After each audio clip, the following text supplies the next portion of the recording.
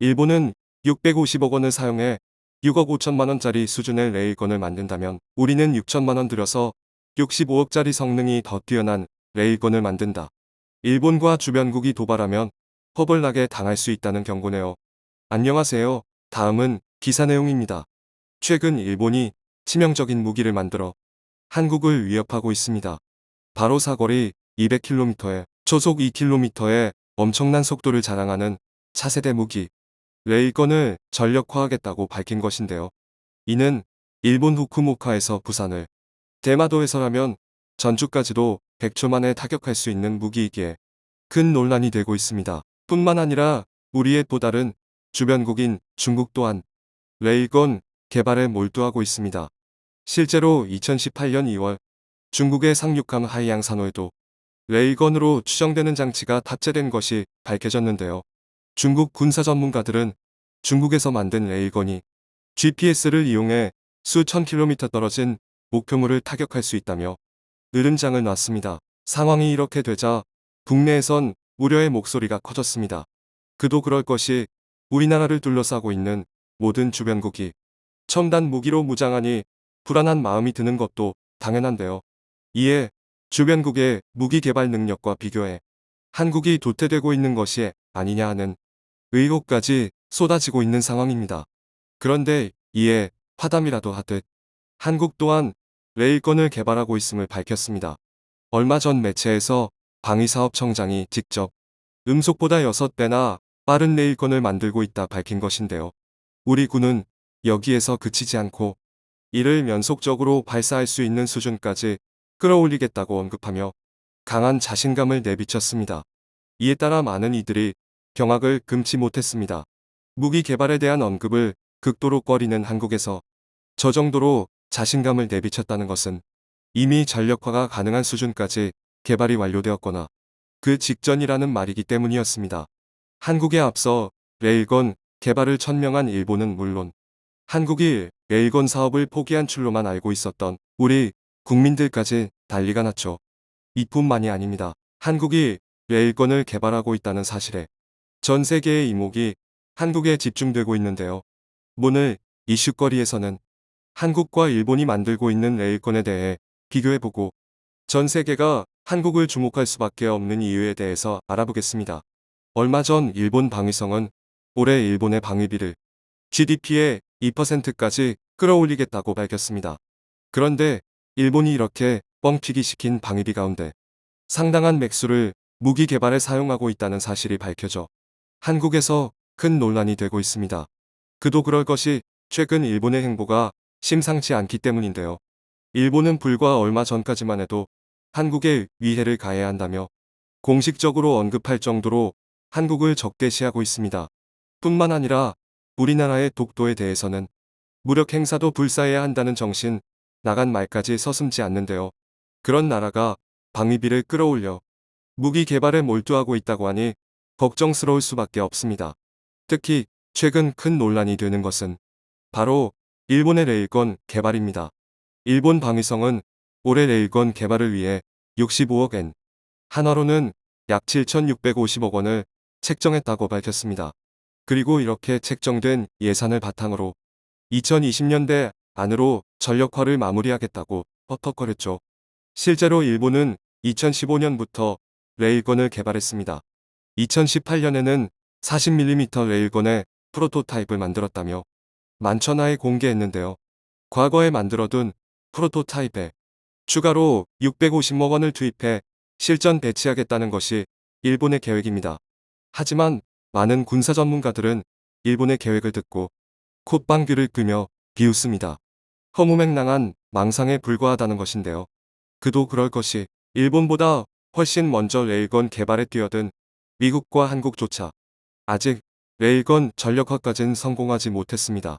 미국과 한국이 30년 전부터 레일건 개발에 몰두해왔던 것을 생각해보면 일본이 단 몇 년 만에 관련 기술을 확보했을 리가 없다는 것입니다. 이것이 결코 과장이 아닌 것이 전 세계 모든 분야에서 선진 기술력을 자랑하는 미국조차 전 세계 모든 분야에서 선진 기술력을 자랑하는 미국조차 미국이 레일건에 투자한 비용만 5억 달러.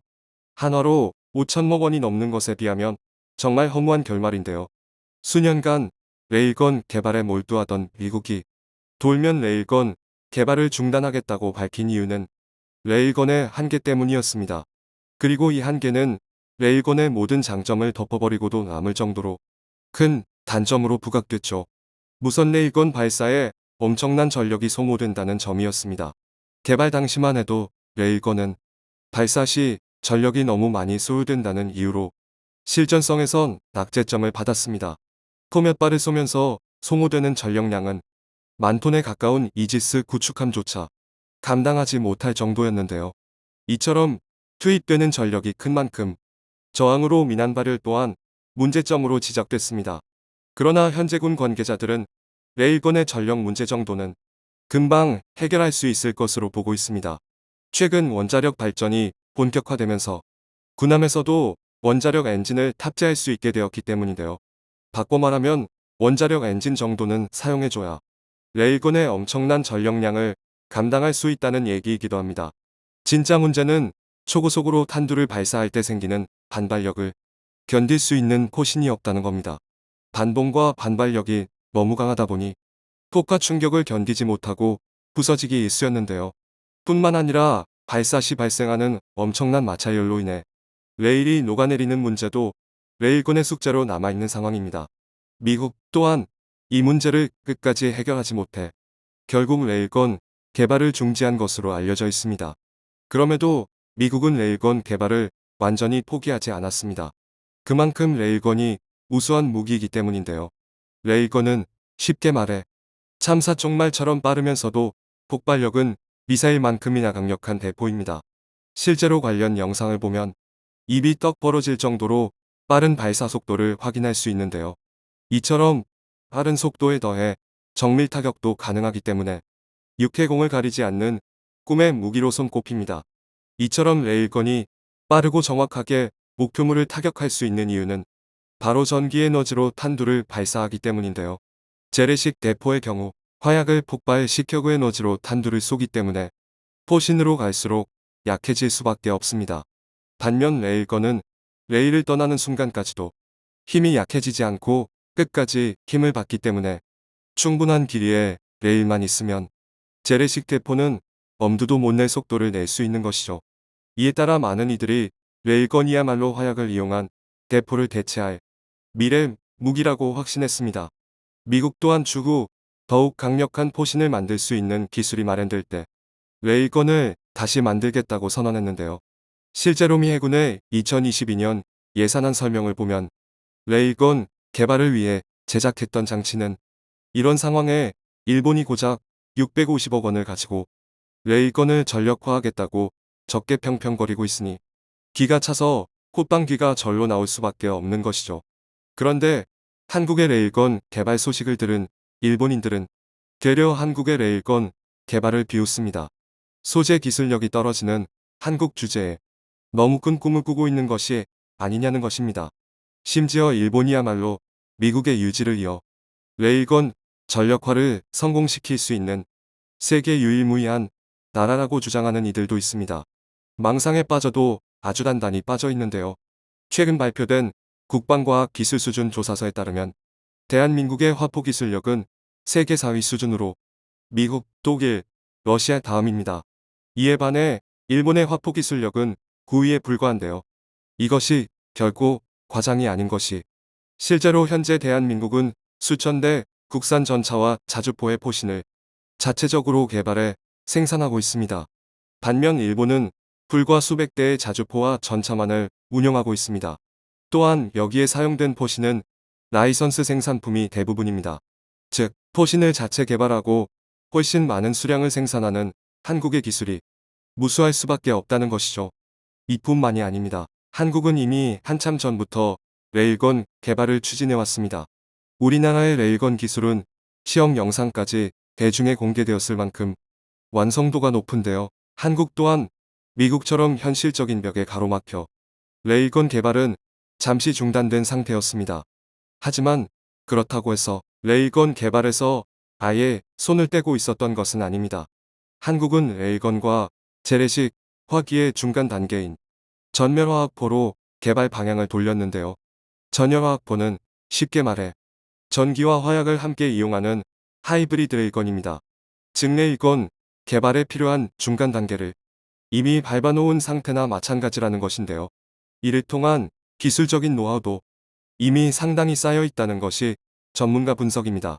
반면 일본은 한국처럼 중간 단계조차 밟아놓지 않은 백지 상태에서 뜬금없이 레일건을 개발하겠다고 엄포를 놓은 것이나 다름없어 일각에선 탈세 의혹까지 제기되고 있습니다. 그래서 많은 세계군 전문가들은 일본보단 한국에서 가장 먼저 레일건 실용화에 성공할 것이라고 장담하고 있습니다. 또한 그렇게 된다면 한국은 모든 무기체계에 레일건 기술을 적용해 미국과 어깨를 나란히 하는 군사 강국이 될 것이 분명합니다. 화력 덕후라고 놀림당하던 대한민국이 세계 최강의 화력을 갖게 될 그날을 기원하며 청중의 일부 의견. 일본이 국방비를 증액해도 겁이 안 나는 이유. 일본의 방산비리가 엄청나기 때문. 그리고 일본은 미국 못지않게 무기 개발에 말도 안 되는 천문학적인 시간과 돈을 들인다. 그러나 실제 개발 성공 확률은 떨어진다. 목표는 개발이 아니라 돈에 있기 때문이다. 결국 개발비는 어디에 들어간지도 모른 채 사라지고 다시 많은 돈을 들여 미국산 무기를 사들인다.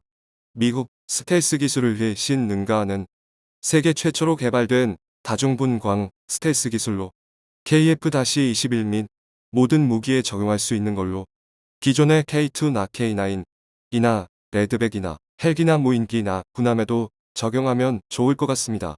침략전쟁 일으키고 싶어 환장에 발광하는 일본 의학들. 국방력 강화 멈추지 말고 더욱더 강력한 대한민국으로 거듭나 두 번 다시 당하지 맙시다. 우리나라 몇 달 전에 인공 태양 세계 최초 25초 수치는 조금 헷갈리지만 레이건은 인공 핵태양 기술 극비지만 대한민국이 최고입니다. 비밀입니다. 시청해주셔서 감사합니다.